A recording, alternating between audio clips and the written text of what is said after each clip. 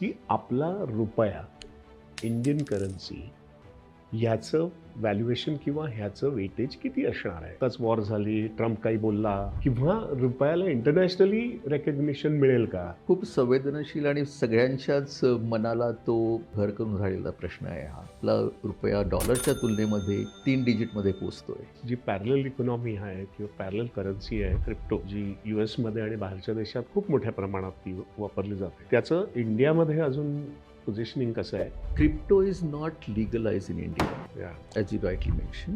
भारत सरकारने आपली digital currency already launch केलेली आहे टू काउंटर दॅट. खूप यंग लोक स्टार्टअप्समध्ये येत आहेत. आयदर इन द बिगिनिंग म्हणजे स्टार्टअप ह्याच्यामध्ये सुद्धा फंडिंग लागतं ग्रोथसाठी. फंडिंगसाठी काय क्रायटेरियाज? सो जेव्हा मोदीची ही केम इन टू द पॉवर त्यावेळेस त्यांचं पहिलं स्वप्न होतं make in India at the rural level. ज्याला आपण जसं फिनान्शियल इन्क्लुजन हा जो प्रकार असतो तसा ह्या कन्सेप्टचं इन्क्लुझिव्हिटी होण्यासाठी it has to go into the rural area. अशी कुठली बँक आहे इंडियन बँक जी वर्ल्डच्या पहिल्या टॉपमध्ये येऊ शकेल? I want to be politically very correct but very frank answer. Indian banks had shown their resiliency big time. आपण जे काही आपल्या कामातनं, आपल्या व्यवसायातनं पैसे कमवतो किंवा आपण दुसऱ्याला पैसे देतो, तर हे सगळे व्यवहार हे बँका थ्रू होतात. तो बँक हे आपल्या रोजच्या जगण्यामधलं किंवा जीवनातलं एक अविभाज्य असं एक घटक आहे. मग हे बँकांच्या जगामध्ये काय चालतं किंवा देशाची आणि वर्ल्ड इकॉनॉमी ही कशी ठरते, हे सगळं आपण या पॉडकास्टमध्ये जाणून घेऊयात.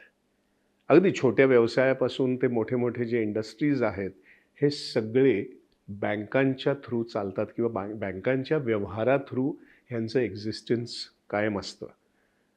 मग ह्या सगळ्या बँका, मग नॅशनल असतील, इंटरनॅशनल असतील, हे चालवण्यासाठी किंवा हे सेक्टर वाढवण्यासाठी तज्ज्ञ लागतात, हायली क्वालिफाईड लोक लागतात. तर असेच एक आमचे मित्र आहेत, डॉक्टर प्रसाद प्रधान, जे अत्यंत क्वालिफाईड शिक्षणाच्या बाबतीत आणि एक्सपिरियन्सच्या बाबतीत.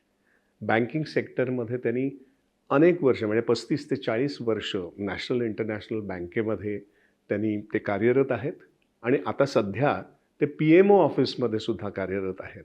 तर त्यामुळे राष्ट्रीय स्ट्रॅटेजीज किंवा पॉलिसीज ज्या बनवल्या जातात त्याच्यामध्ये सुद्धा त्यांचा हातभार आहे. तर ह्या बडे आमच्या पॉडकास्टवरती आपण त्यांना बोलवणार आहोत आणि त्यांचा सगळा 35-40 वर्षाचा अनुभव आपण शेअर करणार आहोत. या भेटूया डॉक्टर प्रसाद प्रधान यांना.